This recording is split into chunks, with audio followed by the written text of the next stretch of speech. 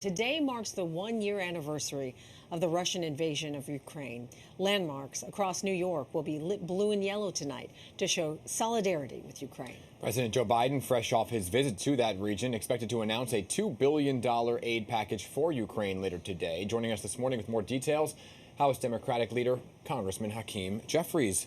Congressman Jeffries, good to have you here on PIX11 again. Good to see you. Morning. Great to be on.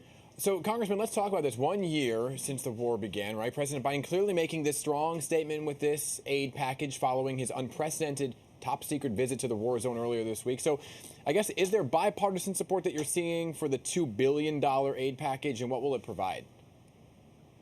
Well, that remains to be seen in terms of whether there will be bipartisan support, but certainly House Democrats stand behind President Biden's effort to stand with the people of Ukraine in their incredibly brave and courageous fight against Russian aggression and the war that was launched 1 year ago. It's important to keep in mind that there were many people who believed that Russia would be able to be successful within at least a week.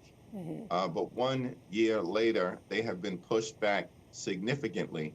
But it's still going to be very important for us to be able to support the Ukrainian army and military's ability to defend itself against this violation, in the view of many, of international law in terms of Russian aggression. Yeah, so sad that it's dragged on this long. There is another battle, though, closer to home that you're trying to get to the bottom of concerning the January 6th riots and the thousands of hours of security footage that Speaker Kevin McCarthy gave to that Fox News outlet. So you called it an egregious breach of security, and you've been having meetings all week about this, right? What exactly happened? So what's the outcome of those meetings right now, and what will be the outcome? Will Speaker McCarthy be sanctioned for his actions?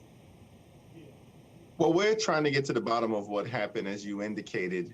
On January 6, 2021, there was a violent insurrection as part of an effort led apparently by the former president of the United States of America in terms of his perpetrating the big lie in order to try to halt the peaceful transfer of power in the United States of America, which is the hallmark of our democracy.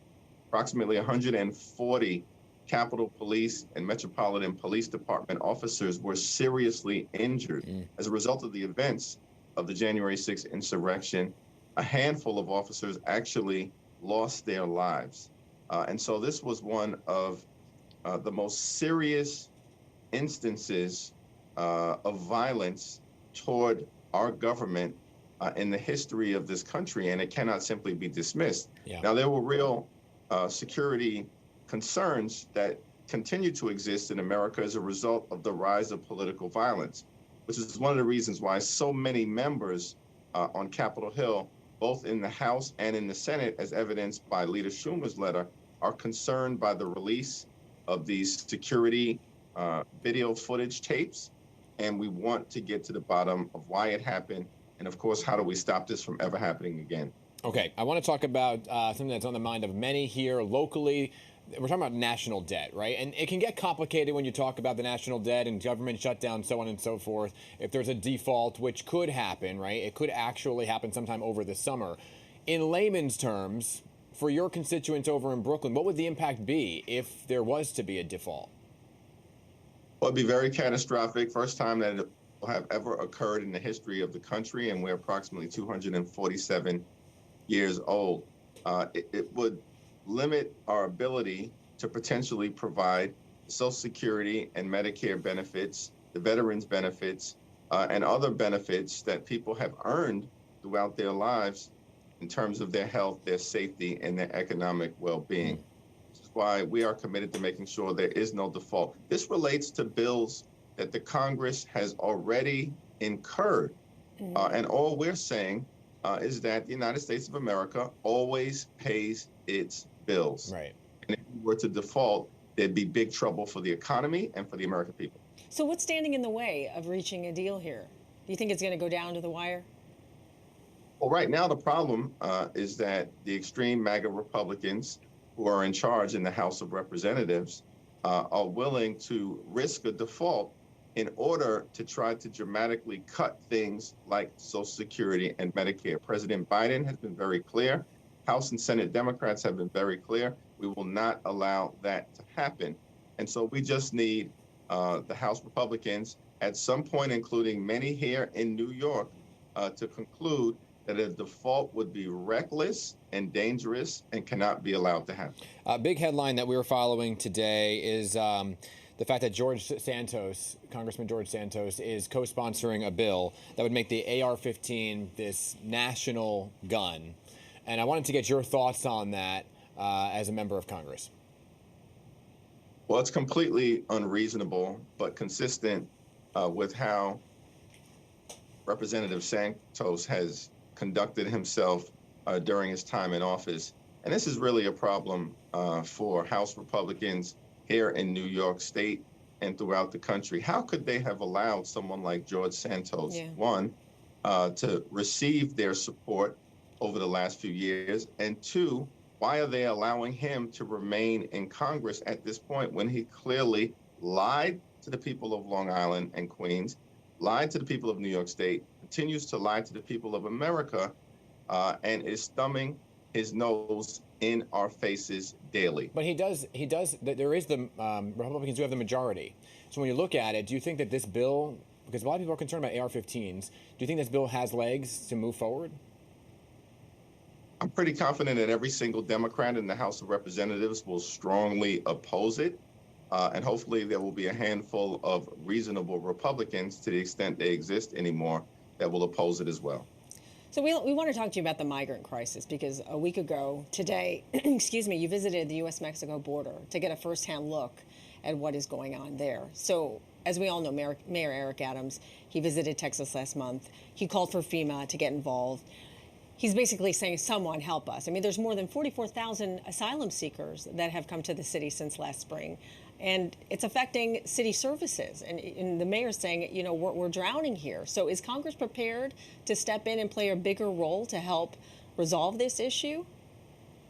Well, at the end of last year, we passed a spending bill that did provide FEMA with additional resources to be able to provide those resources to the city of New York and other municipalities and localities throughout the country to try to deal with the strain that may exist on services because of the arrival of migrants. We want to be able to deal with these migrants in a way that is consistent with our history as a country, both anchored in the rule of law and as a country that addresses and processes individuals who are claiming a credible fear of persecution and seeking asylum. That's the balance that we are trying to strike. Now, at the border, one of the things that was clear to me is that the surge that we had witnessed over the last few months is being eased to some degree.